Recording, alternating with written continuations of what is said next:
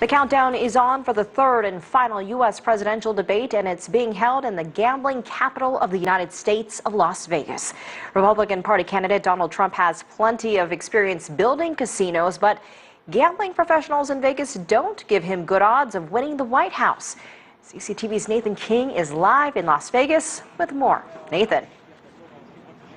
You're right, Elaine. You can almost bet on everything in this town, or anything except the US presidential election. It's illegal. And while the political polls show Hillary Clinton ahead, the old adage is follow the money. What do the bookmakers that make this town rich think about Donald Trump's chances? Well, we followed a legend, and unfortunately for the Donald, the odds are stacked against him.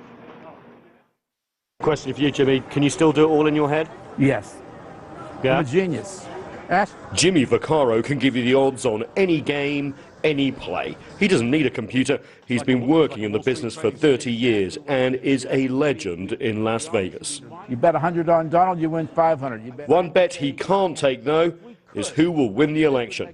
It's illegal to bet on politics in the US, but he does the odds anyway, just for fun. And it's not looking good for Trump. Jimmy's odds are Hillary Clinton's a 6-1 favorite over Donald Trump. If gambling on the US election was allowed, Jimmy would be happy to take all these gamblers' money. He thinks Nevada could almost double what it makes on the biggest US game of the year, the Super Bowl. For the state of Nevada, we wrote $132 million on the Super Bowl.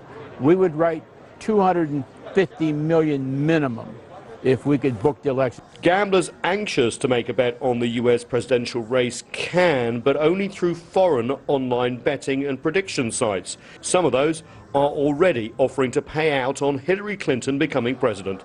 That's as close to a sure thing as you can get. What we're seeing right now is the best month for bookmakers ever. It's nonstop. Jimmy Vaccaro says he met Donald Trump once. Ever the diplomat, he says Trump is a better builder than a casino operator. In this town, the odds speak for themselves. And according to Jimmy, Trump needs as much luck as this town can muster. What Jimmy Vaccaro can't tell us, though, is what's going to happen in this hall behind us in the next few hours. Remember, we saw some really negative comments about Donald Trump and his lewd advances to women caught on videotape. Donald Trump in the second debate hitting back at Hillary Clinton and Bill Clinton's past with women and her email scandal. The question is, will they go low or will they go high tonight? Donald Trump giving an indication that he's going to continue with the personal attacks. Remember, before the previous debate, he invited women who had accused Bill Clinton, the former president, of course, husband of Hillary Clinton, of sexual abuse. Now he's inviting someone who thinks that Bill Clinton is his father. It doesn't get much lower in politics. Will we hear any policy? That's the main question, Elaine. Well, policy, what about foreign policy? A lot happening in the world right now, Nathan. Absolutely, Elaine. Look, we've got the major battle in Mosul, northern Iraq, against ISIL, haven't we, with the US very much involved. US warships being fired on in a proxy war off the coast of Yemen, not to mention a key alliance with the Philippines potentially are unraveling with Rodrigo Duterte in Beijing, and all they're talking about is equal put down. So where do the candidates stand? We are going to have foreign policy as part of the questioning of this debate.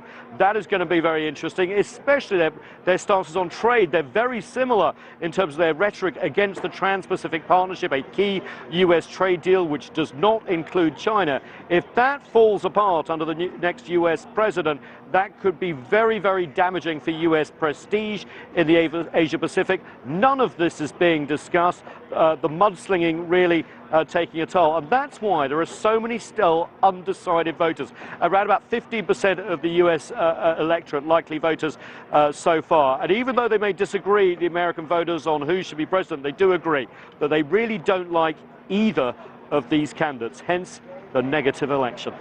All right, Nathan King live for us in Las Vegas.